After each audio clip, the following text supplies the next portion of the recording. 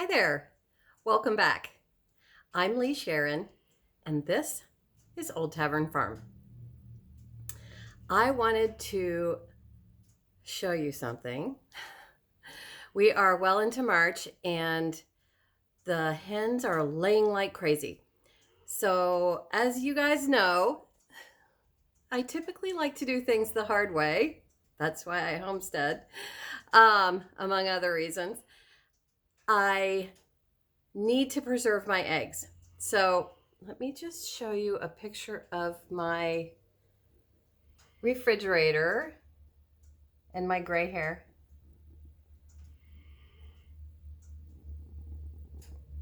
That's just a tiny little bitty portion of the eggs I have on hand right now because the hens are laying like crazy. So in order to keep the abundance that we've got going right now, I have to figure out a way to store my eggs. So I don't do things like liming them or scrambling them and putting them in ice cube trays and freezing them. Some people water glass their eggs. I don't really do any of that stuff. It just doesn't appeal to me. But I'm sure that other people that do those things, it works great for them, and that's totally fine. What I like to do is I like to make pasta because it takes 10 of these to make one batch of my Northern Italian egg pasta that I make into fettuccine noodles. And although you could do it in any shape you want, you can hand cut them and all of that. The other thing that I've got going is that my beautiful red commercial mixer that you guys have seen so many times is in the hospital. Let me show you. So right now, this is what my mixer is looking like. It is absolutely in pieces because a couple of weeks ago, this planetary gear right here just shredded itself.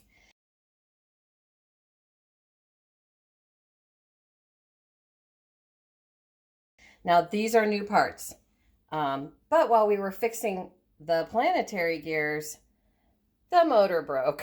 So this is an $800+ mixer.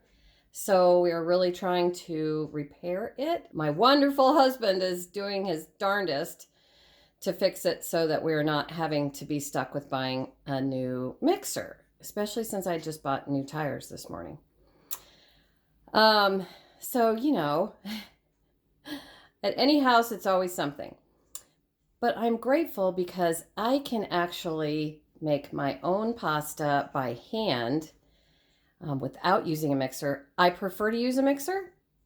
Normally, I will make my egg pasta with this very mixer, but that wasn't an option. So as always, I like to try to have solutions that are done by hand without the assistance of electronic or motorized equipment.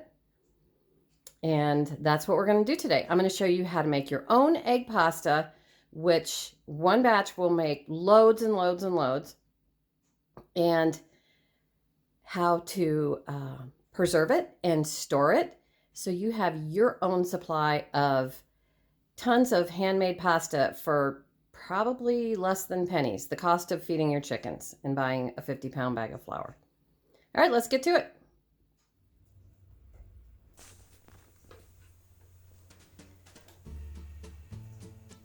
This Northern Italian pasta couldn't be simpler. The recipe is simply flour and eggs. 1 kilo of flour and 10 eggs.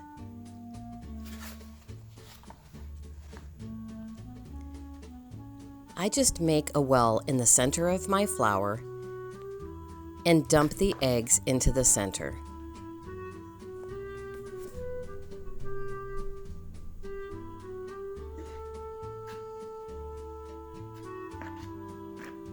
Using a fork or a spoon or anything you like, simply toss the two together.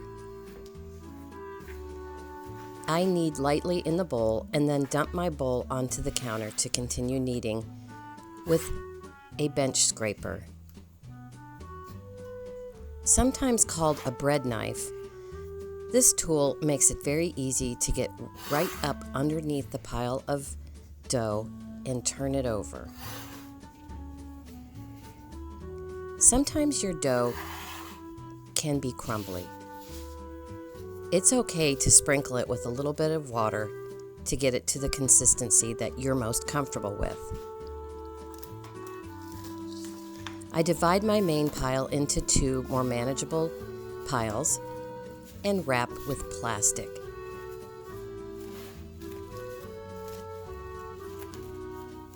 I flatten out into discs and set the dough aside to rest for at least 30 minutes.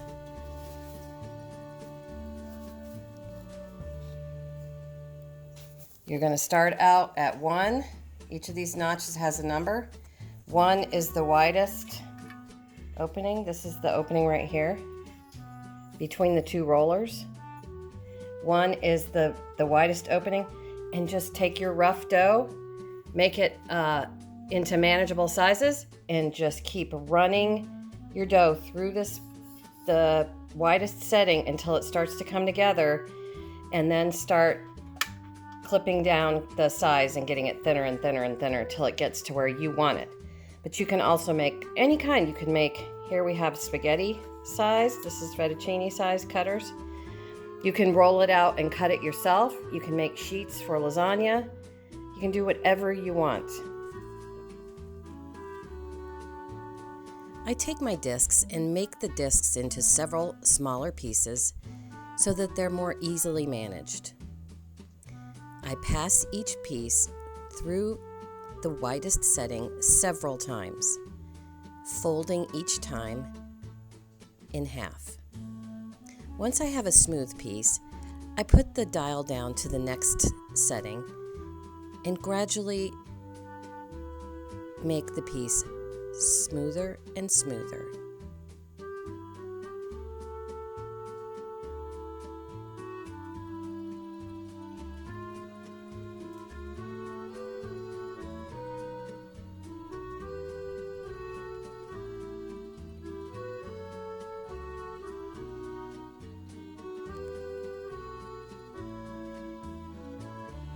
Sometimes you can get wrinkles and ragged edges, and that is absolutely fine.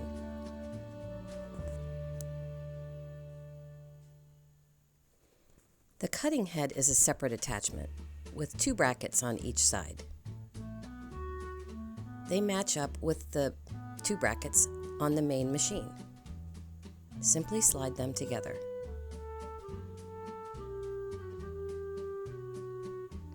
The detachable handle is used on both separate pieces of equipment. Once you've got your piece of pasta to the right thinness, simply pass it through the desired cutting head.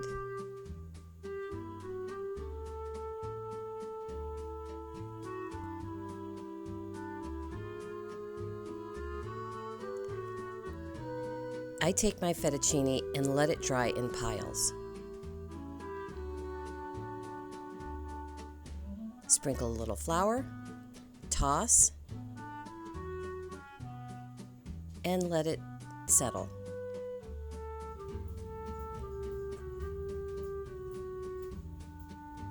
From time to time, I do redust with flour and retoss just to make sure any residual moisture is gone.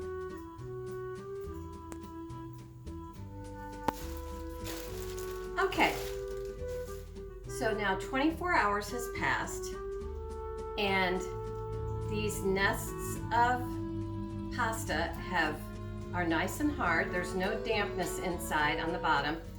They're all fluffed up. So the way I store them is that I keep leftover bread bags and some of the bakery bags I use for my little business.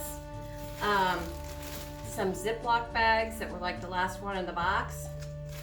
All go into a bigger bag and I store them for just this reason. So I simply take one of these bags and I just drop a few of these nests, clusters, into,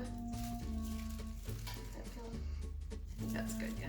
Well, I might leave that out. Some of them might be a little bit more damp than others because there was more pasta in the nest, and that's fine. You can leave those to dry for another few hours. Just get what is ready to go.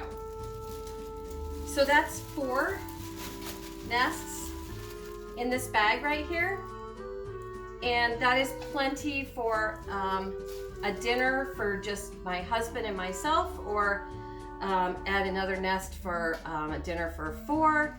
And I still have 16 or 17 nests, so that's another like 4 meals-ish. So that's how I store my eggs, and how I make a several weeks worth of pasta, as you saw in last week's turkey noodle soup video. I had a nest that actually lasted for 2 years, properly stored, obviously. But this is a great way to save your eggs. So if you guys have your own chickens, or you find a big sale at the store and you want to take advantage of that, this is a great way to store the eggs and also to make you self-sufficient in carbohydrates and just have a really good, delicious meal. These homemade noodles are fantastic. So once again, whoa, there's an audio spike. Once again, I want to thank you so much for visiting. And as always, big hugs. Until next time, bye-bye.